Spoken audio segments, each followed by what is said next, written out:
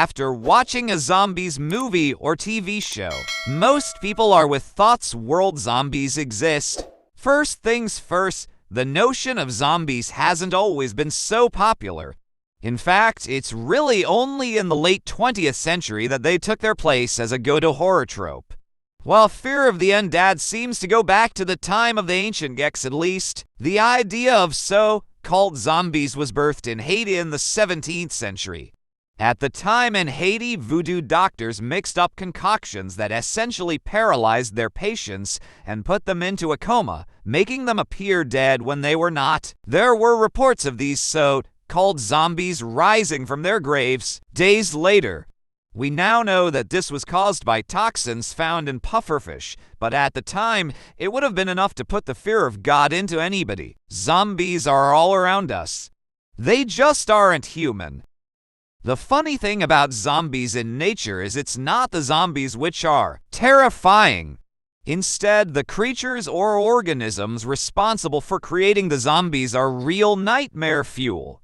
Take the Opiocordyceps fungus, for example, which takes over the minds and bodies of insects. Within a few days of infecting its victim, the fungus has gained complete control and forces this lifeless shell to climb up to a safe, high place where the fungus can then fruit.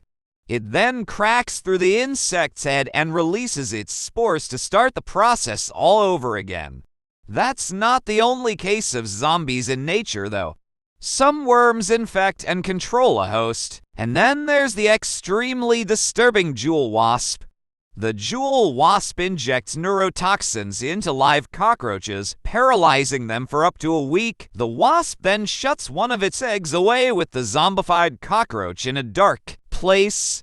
Upon hatching, the young wasp has a full meal waiting for it. If so-called zombies exist in nature, then can humans become zombies? Sort of, but it depends on what you define as a zombie.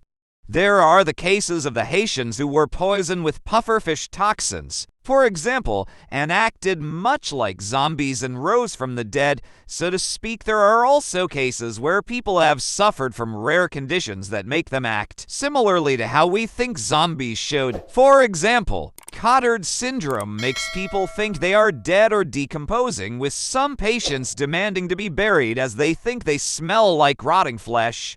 In other cases, patients attempted to take their life to prevent others from becoming like them. So does this mean that zombies are biologically possible? If you're specifically wondering if zombies like the ones we see on TV are possible, then absolutely not.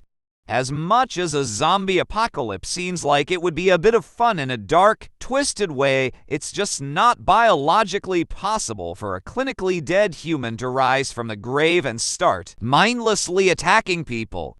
People are reanimated daily through CPR but don't wake up with a sudden craving for human flesh. If you're just asking whether zombies of any species are possible, then even still, it's highly debatable. The insects infected by fungus aren't even technically dead. They're just being controlled to carry the fungus to a suitable location for it to spread its spores. Even the zombification of cockroaches is only temporary, with the roaches returning to normal after a week, if a baby wasp hasn't already sucked out their insides, that is. So, where does this leave us? We would argue that it depends on how broadly you define zombies and how much you want them to exist. If you want to live in a world where zombies are possible, you could certainly argue that they do, in some way or another. If you're of a more rational mind, however, you've probably come to the same conclusion. Zombies, as we conventionally define them, simply do not exist. Will zombies ever exist, though? That's a topic for another day. To tell us how you liked this video in the comments section, like the video and subscribe to the channel.